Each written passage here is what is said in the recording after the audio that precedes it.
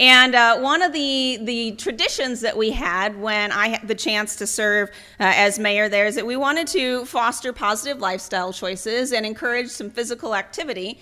So any of the times that I got to have before addressing a public meeting, and feel free to all of our elected officials today that if you want to adopt any of this, it's a lot of fun, that we would start out with a little attention towards including physical activity in our daily routine by doing a little bit of it. And so I don't know if any of you are like me, that I've never been a huge morning person, and so I find that it helps me to just kind of get the blood flowing a little bit for the day, to just start out with a little bit of activity. So I'm going to ask everybody to please stand up.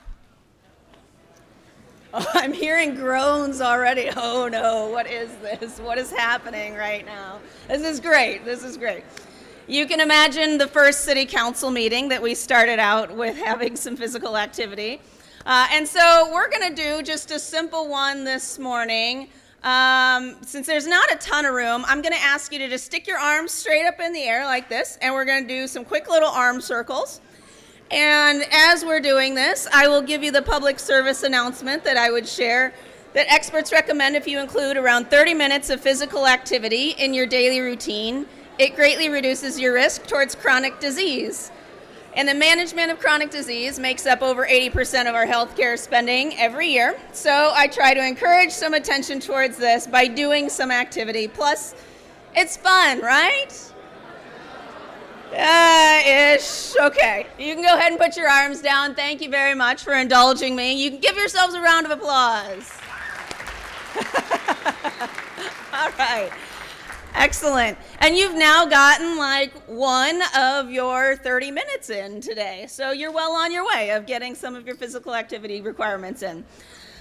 So thank you again for the opportunity to join you. Thank you for indulging me in the tradition that we have brought forward in the city, and I try to carry forth as I have the opportunity to serve across the state, to work to be able to connect individuals up to what we anticipate to be over 1 million jobs that we're growing across the state of Indiana.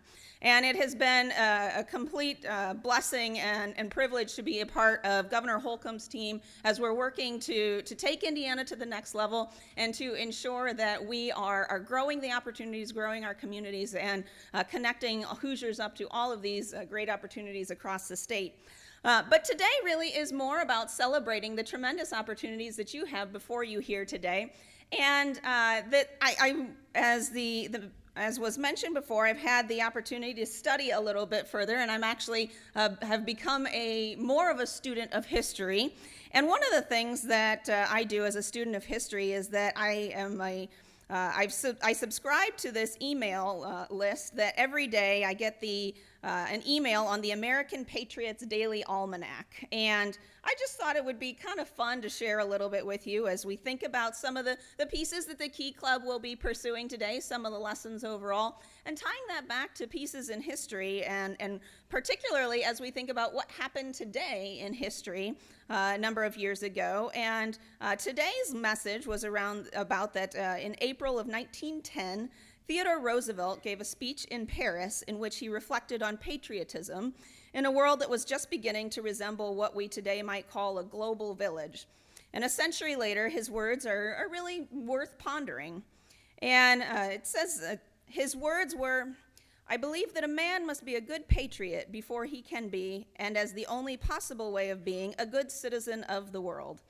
Experience teaches us that the average man who protests that his international feeling swamps his national feeling, that he does not care for his country because he cares so much for mankind, in actual practice proves himself the foe of mankind. That the man who says that he does not care to be a citizen of any one country because he is a citizen of the world is in very fact usually an exceedingly undesirable citizen of whatever corner of the world he happens at the moment to be in. If a man can view his own country and all other countries from that same level with tepid indifference, it is wise to distrust him, just as it is wise to distrust the man who can take the same dispassionate view of his wife and his mother. However broad and deep a man's sympathies, however intense his activities, he need have no fear that they will be cramped by love of his native land."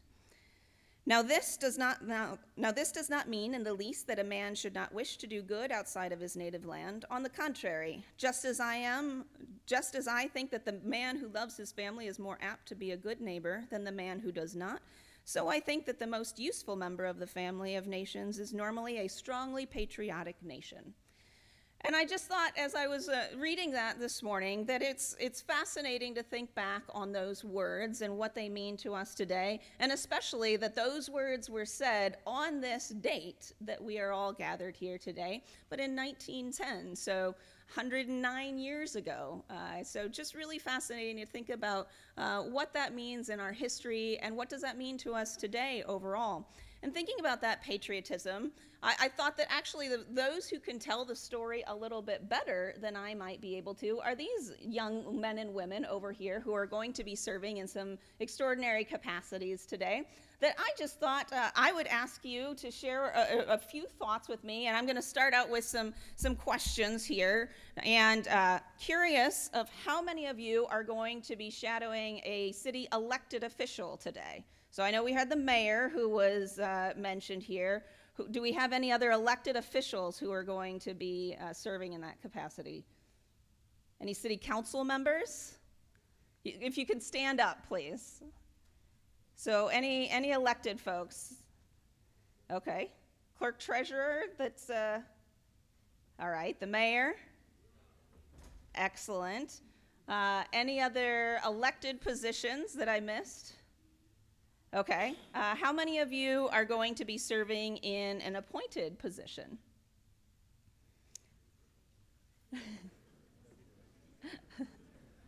Okay, I think that's the rest of you. Okay. Very good. Who can tell me what the difference is between the two? Things we'll be learning today. All right. So all of you had to get elected into these positions. Is that accurate? Yes. Okay. Then what was the most interesting part of being elected? What was the most interesting part of campaigning? Nobody wants to speak up.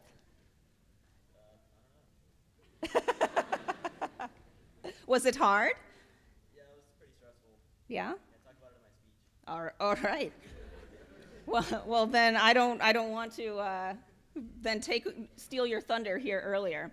Then how many of you are going to be in a position that is a paid position? Okay. So the bulk of the appointed positions would probably be paid positions. Any of you in a volunteer capacity? No, maybe not this time around. Question on then, how did you find out about some of these positions? You were told about them? Okay. How important do you think some of these positions may be? And it'll be something that we can learn more about overall. Yeah, okay. So pretty important. How do you think people hear about any of the things that go on in these different types of jobs? What's that? Days like this, absolutely. Experiences like the ones that you're going to have. What about the days that we're not having a celebration, that we're not having people be able to serve in these different types of positions? How do they know what's happening in our community? The local news, okay. Do you have a local newspaper? Excellent. Radio station? And do you guys get to listen to that on a day-to-day basis? Not necessarily. What about social media? Yeah? Most people have a social media account, right? Is that, yes, okay. So as we think about some of these different roles, think about how important they are in our community, different things that are happening across the city. So question for the audience, how important do you think any of the work that your community is doing, how important is that to your daily life? All right, we got some people who were getting the blood flowing through those exercises. Excellent.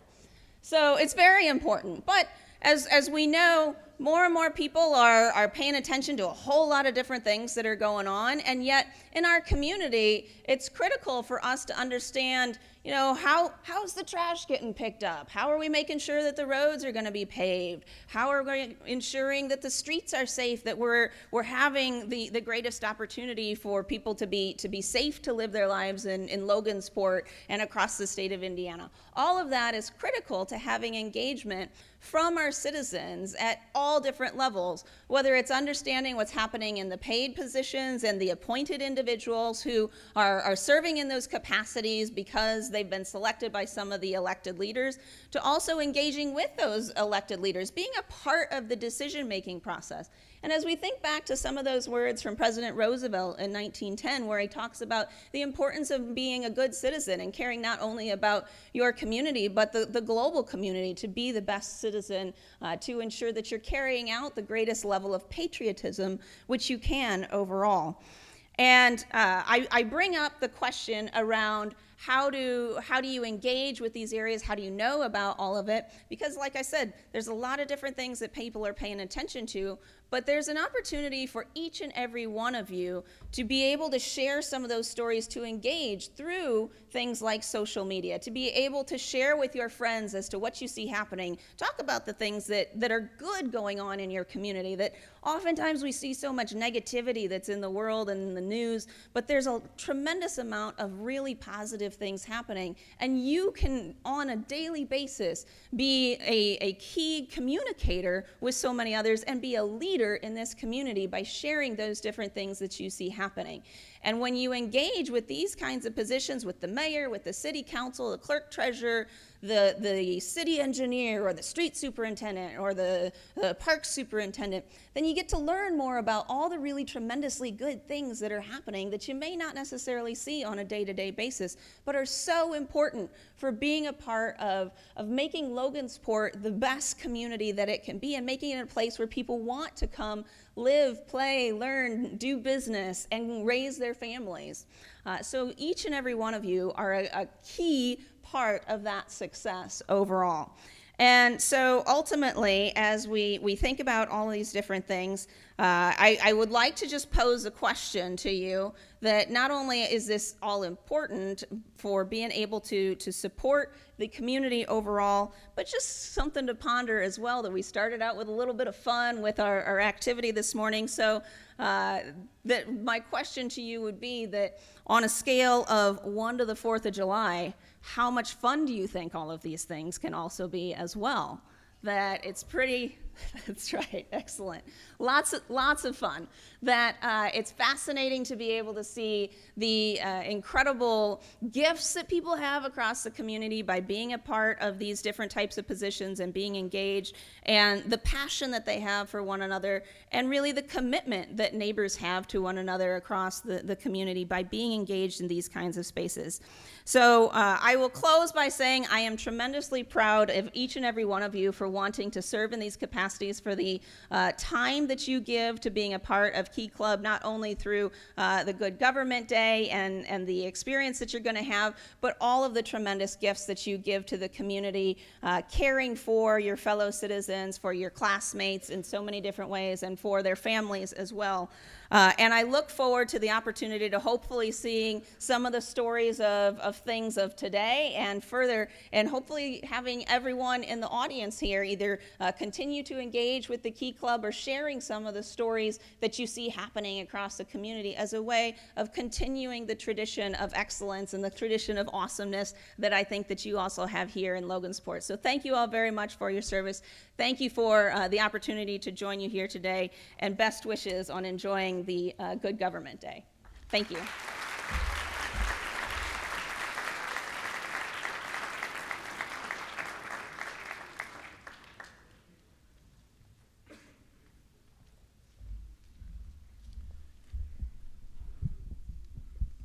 Good morning, fellow berries. How you doing? Yeah, it's Monday. How you doing, fellow berries? All right. Today's a fun day. It's a fun day to enjoy a lot of cool things. You know, 12 years ago this Christmas, I was up at a party for a Christmas party north of South Bend, and they were passing around my one-year-old infant, or my infant little son, and somebody said, I'd like to introduce you to somebody over here. And I met a fellow there and didn't see him for a while, and he ran for state treasurer and he lost. And then he ran for mayor of South Bend and he won. And then he ran again and he won. And yesterday he announced he was running for president of the United States. And he's the third leading poll sitter right now after just 12 years of going from really nobody knowing him to a nationwide household name. And as much as he's that way on one side of the aisle, this lady here this morning who just spoke, Blair Milo, is very much that way on the Republican side of the aisle. And you can say maybe down the road that you remember when she was your guest speaker at Good Government Day, when she announced that she was going to be running for president of the United States, right? She's on the watch list for outstanding young women in the United States and doing a lot of great things. We come a long way in so many ways. When Teresa Popejoy and Marla Ivanich and I were here at Logansport High School when this place opened, we would have gotten in trouble for having girls in Key Club.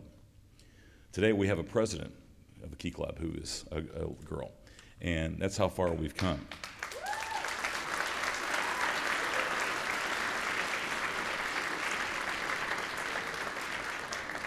You know, when we were in high school, we were just getting our first woman ever to serve on the Logansport City Council. And today, Teresa Popejoy is here. She's the 7th woman ever to serve on the Logansport City Council. And we have 8 have ever served, and we could use more. So girls, get out there. We need you running. Right, Teresa? All right, there you go. Just want to say this morning that this is a great opportunity that is unique to Logansport. We have our own school song that nobody else has. We have our own mascot that nobody else has. We have our own nickname that nobody else has. But this is something that nobody else has in Indiana. And it's a really cool thing because you get a chance to see what's going on behind the scenes that maybe you don't know about. You may think mayors just kiss babies and cut ribbons. Don't do much of that, really. A lot of other things going on, and you get a chance to see what it's like to really do it. And as you've seen here, real comes at you real fast sometimes. People going from somebody that you didn't even hear of, didn't know, to being president of the United States, or being the senator, or being the governor, or being a congressman, or being your mayor. It can happen very quickly. And it happens not because we have royal families or we have military juntas.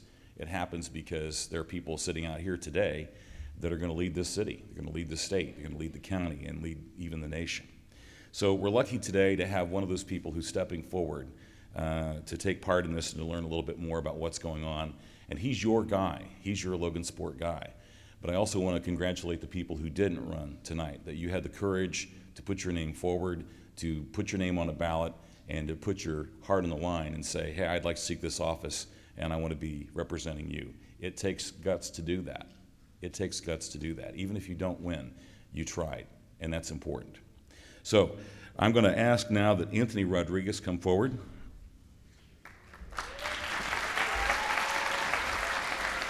Anthony? Anthony, raise your right hand and repeat after me. All right. I, Anthony Rodriguez, do solemnly swear I, Anthony Rodriguez, do solemnly swear to stop twitching my thumb, to stop twitching my thumb, to uphold the Constitution of the State of Indiana, to uphold the Constitution of the State of Indiana, the Constitution of the United States of America, Constitution of the United States of America, and to discharge my duties faithfully.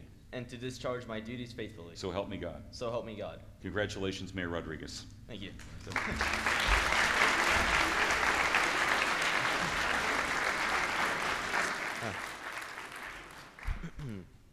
All right. First off, I'd like to thank everyone who voted for me. None of this could have been possible if you guys didn't go out there and vote. Those of you sitting in the house right now, you guys are the future. Like, my fellow students, as we see our peers getting engaged, getting jobs, and even graduating, take a minute to think about what kind of country you want to be living in. Perhaps one that treats its citizens with respect no matter the nationality. Perhaps one that understands the importance of a healthy population. You know, perhaps you even want a country that understands that climate change is real. Whatever you may want in the country, one thing is for sure, only we can decide what becomes of it. Running for mayor was a stressful task. There were a lot of tardies that came with it. I basically lived in a guidance office for the past week. Thankfully, I can finally say that I am mayor. Now, what does a mayor do? It's a great question. I have no idea. Many have told me that the mayor is a symbol, the top of the totem pole overlooking operations. Others have told me that the mayor has countless paperwork to do, just another desk job. To me, the mayor is much more than just a symbol or another desk job. Being mayor is much more than just kissing babies and shaking hands. We are the voice of the city. Everyone looks at the mayor with respect. And is that not what we all want? Like being able to live knowing that others have respect for us? This was not so much a speech, but rather a short suggestion. Let's take one day to see what it's like to lead a community and make the most of it. Thank you. Yeah.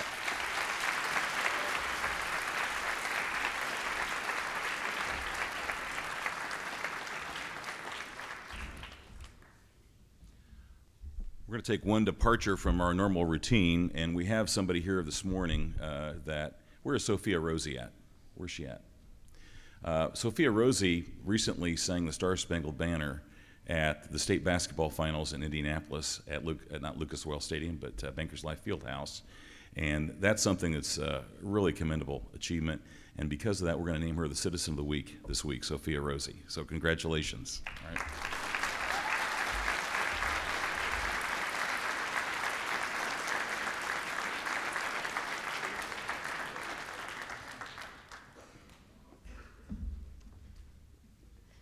Again, I would like to thank Mayor Kitchell, Blair, Milo, and Anthony for their speeches today. I also want to thank our guests that were here this morning. We thoroughly enjoyed your presence. So now our student elected officials will go to City Hall, and the rest of the student body will go back to their third period class. So thank you, and have a nice day.